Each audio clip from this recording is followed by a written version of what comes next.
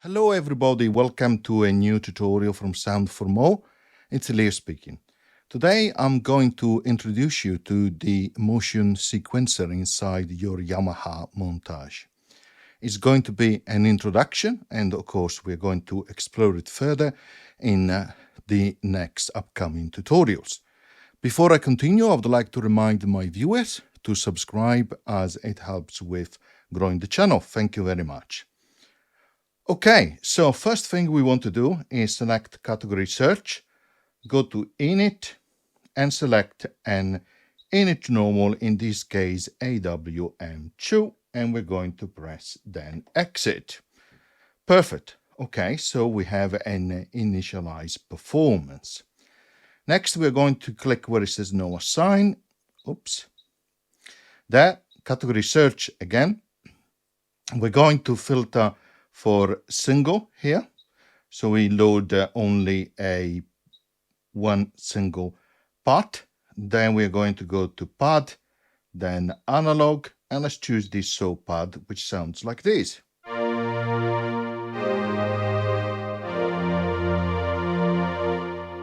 Perfect. Let's press exit, and there we are. Next, we're going to click motion control.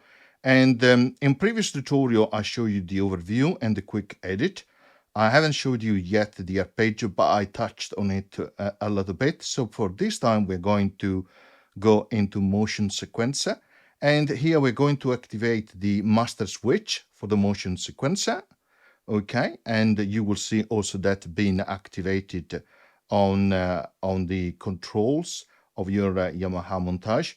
Then the way that it works, you have 4 lanes, which you can see for every part here. You have 4 lanes, and then you have part switch on and off for all the different parts, between from 1 to 16, of course, and you can activate each lane individually.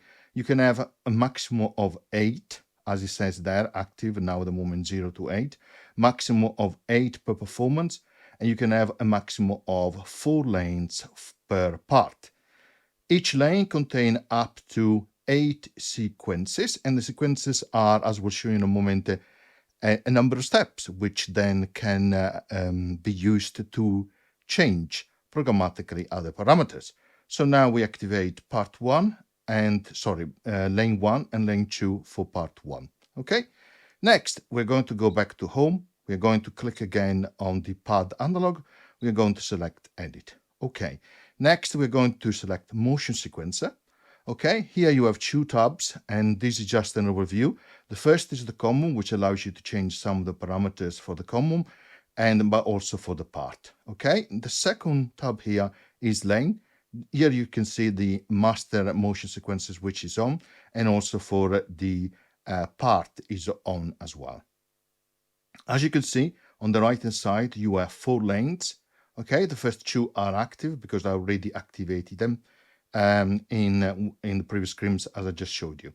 So I'm going to remove the motion sequencer effect because I don't want to use now the super knob for now. I'm going to leave the trigger off at the moment, but this allows you to actually press on the trigger button, the motion sequencer trigger button, to actually enable it. And I'm going to select sequencer number 1 for both lanes. Okay, perfect. So next we are going to therefore to go to lane 1. Okay, so we have selected that, and you see a number of parameters underneath here, like for example the sync, which enables you to sync to tempo, beat, and ARP, and I will explain that in a more in-depth tutorial. You can set the speed, the key on reset for the motion sequencer to reset every time you press a key. You can have it on a loop. You can decide the velocity limit. More importantly, here you have 16 steps, okay, for your sequence. And the cycle is defined as 16 at the moment, but you can change that. Here you can edit the sequence, and you can also load the sequence. So you can create your own. But for simplicity, as this is an introduction, I'm going to click on load sequence. I'm going to select preset, and I'm going to select these down and up. And as you can see, he has created this nice sequence already against all the different steps. Okay, and if you click on edit sequence, you can go into the details, but again, I'll cover that in another tutorial. So let's go up. For the second lane, I'm going to load a different sequence, okay, from preset again, and I'm going to choose a big triangle one, which looks like that. Perfect. Now, the motion sequencer, unless you set a destination, doesn't really do anything on its own, okay? Because it sends a set of parameters based on these sequences for each lane, up to a maximum of 4 per part or 8 per performances, per performance, as I just mentioned earlier on. But you need to tell it what it needs to modulate. So you need to tell it a destination per lane. So how do you do that? You go to motion control, and then you go onto control assign. Here, where it says display filter, very important, select the first one, which will be motion sequencer lane 1, which will be already defined. We're going to click on the plus sign. Okay, we're going to click on that destination again. And here is where you can set the destination parameters. So in this case, let's go to element and we are going to choose course. Okay, and let's exit. And now let's just play some keys on the keyboard.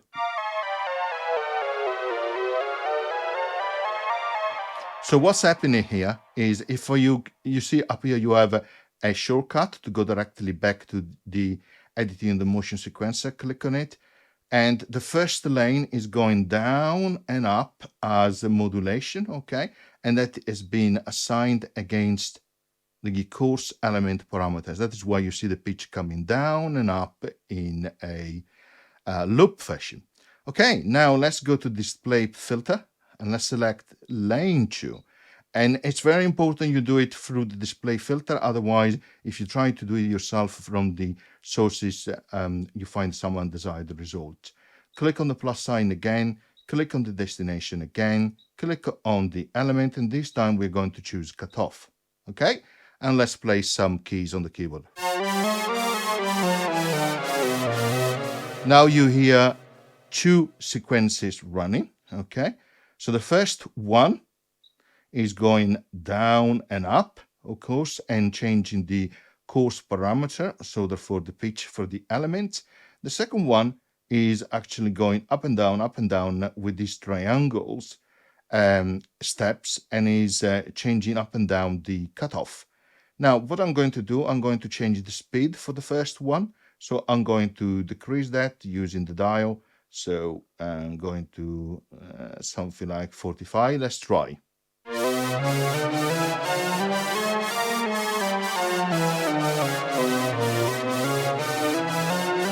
And of course, you can go to the second one, for example, and increase the speed for the second one.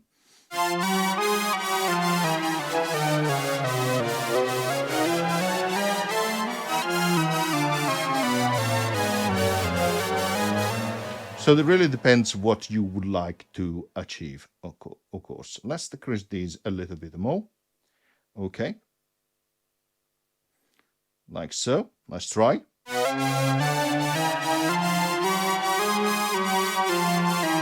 And you can clear here now a difference, right? But now let's do something else as well. Let's go to lane 3. Let's activate it. Let's remove the effect. And this time let's load a sequence. Like, for example, something like a square one. And you see all these different steps like that. Let's go back to motion control. Okay, let's filter for lane 3. Okay, we don't have a parameter yet. We click on the plus sign. We click again on the selection of the parameter. And where it says ins, it says for insert effect. So A. So I'm going to choose the why not these parameter here, LFO, def, but you can choose something else as well. It really depends on the insert effects that you have chosen. So how do you choose that? Go back to effect where it says insert effect here, go to type there, and for example, let's choose a phaser. Okay, let's try now.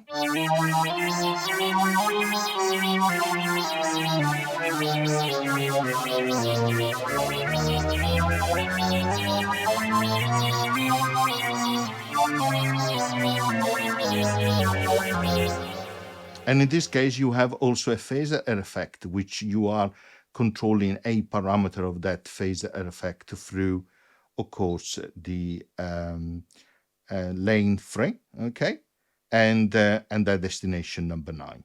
Okay, I hope you enjoyed this short introduction on how to use the motion sequencer, and I'll see you at the next tutorial. Thank you. Bye.